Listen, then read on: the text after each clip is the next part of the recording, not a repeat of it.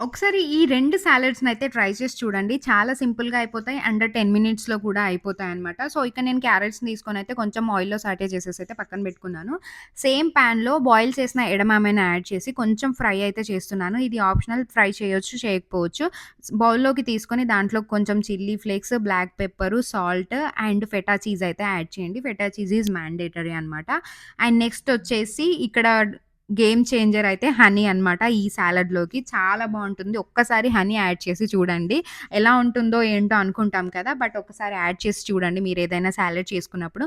And next వచ్చేసరికి ఈ sweet పొటాటోను ఎప్పుడూ బాయిల్ చేసుకొని తినకుండా ఒక్కసారి ఇలా ట్రై చేయండి. కొంచెం పాన్‌లో ఆయిల్ అయితే యాడ్ చేసేసుకొని దాంట్లోకి కొంచెం చిన్నగా చాప్ చేసుకున్న ఆనియన్స్ అయితే యాడ్ చేసి కొంచెం క్రిస్ప్‌గా అయ్యేంత వరకైతే ఫ్రై చేయండి.